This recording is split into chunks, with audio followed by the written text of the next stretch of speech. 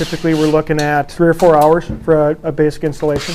In this particular case, we've got cement trusses. So what we're going to do is figure out the angle we're going to want to hang this unit. We've got a unistrut product. We're going to be bolting with cement anchors up to this concrete truss. And we're going to be able to then mount the unit to that unistrut. Then we're going to be running a hole through the wall.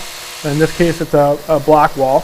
We'll pilot drill some holes first, and then we will be just taking a basic hammer to it and just working our way from the center out, making sure it fits.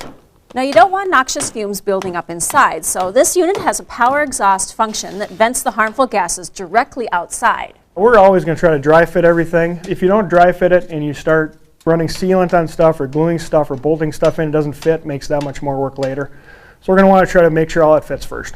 Once we get our venting hole cut through, we make sure everything fits. We'll go ahead and install that concentric cap in this particular unit. Then we'll hang the unit heater after that.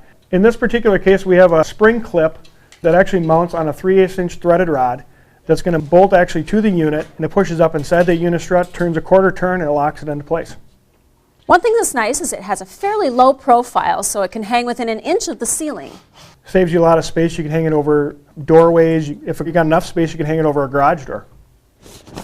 What's nice is that even though this should be installed by a qualified contractor, it does come set up for a pretty quick installation with external gas and thermostat connections.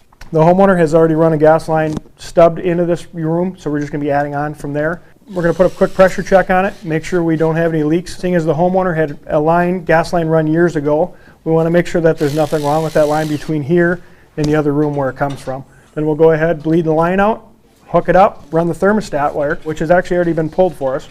Now for this you could install either a programmable thermostat or a regular thermostat. A programmable is nice because it will turn on and off at certain times of the day for you. And for this installation we're just going to use a standard thermostat. It's going to work just fine. Ideally we want to keep the thermostat out of the airflow from the unit because it's going to satisfy prematurely, which it's still going to work just fine as long as the homeowner would know that you may have to adjust it a little higher than normal because the warm air coming off that unit won't get a chance to circulate the whole room before it satisfies that thermostat. It has a sealed combustion chamber which only burns air from the outside, and that eliminates any condensation or any corrosion that might happen if you're burning the more humid air that's maybe inside. It also keeps you from sucking in any dust or any debris from inside and getting into the sensitive parts of the heater, and things stay a lot cleaner that way.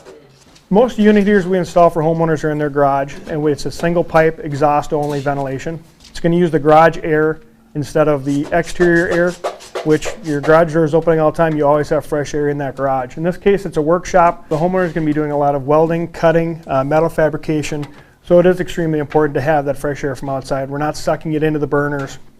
We're not running that through the unit. It could definitely make that a lot shorter lifespan on that unit.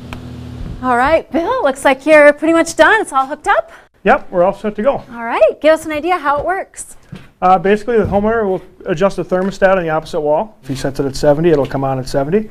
It'll warm it up. Once it's warmed up to 70, it'll turn itself right back off. It's electronic ignition, no saying pilot in this unit. Homeowner will not have to worry about burning gas all the time.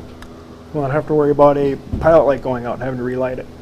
The advantage to a unit heater over just a standard space heater, some people will use kerosene, some people will use small LP fish house heaters. You're not refilling anything, you're not taking a chance of kicking something over.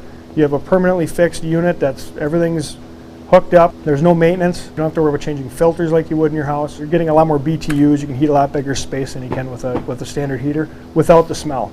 All right, well, it sounds pretty simple. Thanks so much. Absolutely. Clean.